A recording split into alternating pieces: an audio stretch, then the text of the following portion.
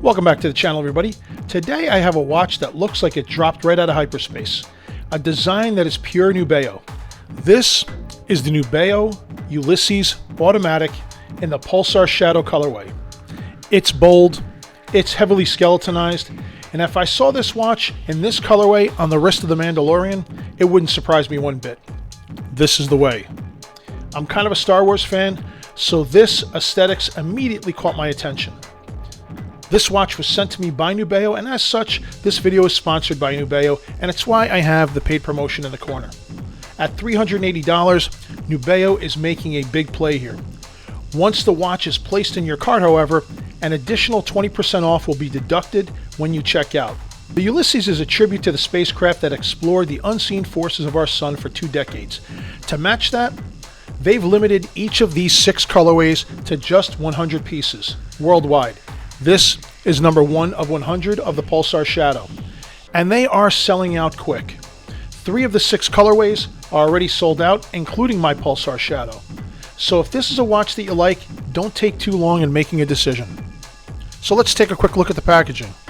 You have the outer sleeve, the bright, always bright Nubeo box, and inside you have Ulysses partially printed. Typically you see here where they have the serial number, but in this case it's tucked underneath on this card, and as you can see, this is 1 of 100 limited edition. And then you also have their QR coded card for warranty purposes, additional information, and so forth. Looking at the dimensions, Nubeo states a diameter of 48 millimeters. However, I personally measured 45 millimeters. 49 millimeters to the end of the crown. It is 18 millimeters thick. It's got a lug to lug of 52 millimeters and a weight of 110 grams. The multicolored steel bezel and the iridescent multicolored gold top case is stunning.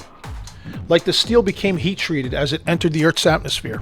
And just look at this side profile. This is why I say the design is pure Nubeo. The bezel and the top case we already talked about. There's the black mid case and the brushed case back. This is the only colorway of the 6 with 3 different layers of colors, 4 if you want to include the bezel. The other 5 will have a mid case color of black, blue, green, or red, but then the top case and the case back are both brushed steel. Turning to the dial, one thing you'll sacrifice when it comes to skeletonized dials is legibility, but not here. This is the easiest to read skeletonized dial I've ever come across and I own. The purple and gold go well together. Nubeo Lume is always excellent, just not this one. This one is just good. If you look at the indices, Nubeo chose to go with gold indices with Lume in the center versus the entire market being lumed. And that's fine because it gives this skeletonized dial some depth. Later I'll take this watch into a darkened room so you can see that Lume. From a pure design standpoint, the depth, however, is fantastic. You get this layered, 3-dimensional architecture that pulls your eye right into the mechanics and right through the mechanics. It's so open and spacious because of the size. Flipping to the back, you get an exhibition case back that does a great job at exhibiting the movement. However, I thought that this was a Miyota movement. In fact, it's not. When I put this on the Timegrapher and I saw that it was ticking at 28,800 vibrations per hour, I knew that this was not a Miyota 8000 series. And looking at the Timegrapher, it's also pretty accurate.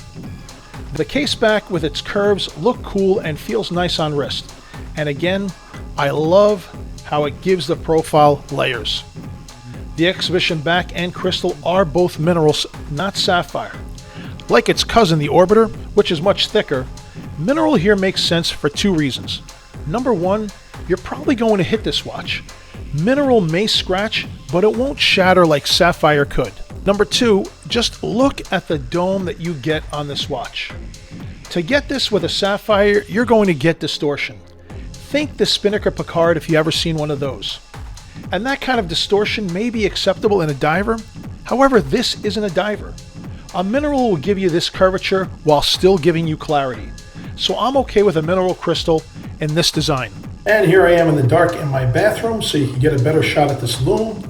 And as you can see here, it is very good. It's not excellent as you would expect from Nubeo, and that is because The lume lines are rather on the thin side. They're not thick and heavily applied, but it looks good. Can't say how long it will last, but as of right now, it is very, very sharp, very, very clean.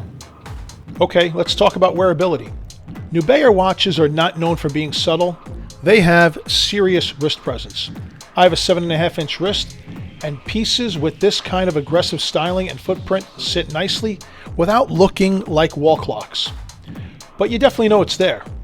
One thing to note though, out of the box, is the strap. It looks the part and it feels the part. It's very, very comfortable and very soft. But just take a look at the length that you get here. Typically, I'm 2 to 3 holes away from the bottom. However, in this watch, and I still have some play with this, you've got a lot of space here. Easily will fit a 9-inch wrist. However, if you have a wrist that's 6 3/4 or smaller, that could be a problem. So where does the Ulysses rank, and where does this Pulsar Shadow rank? Well, if you want a heritage dress or dive watch, nope, not here. But if you are looking for a conversation starter, a limited edition sci-fi leaning automatic that delivers a ton of visual stimulants for under $400, actually try $280 with 20% off while their limited supply lasts. This is a very compelling package. It brings a lot of fun back into an affordable price bracket. Nubeo is a brand that favors fun. And if you favor the sea over space, definitely take a look at their Megalodon.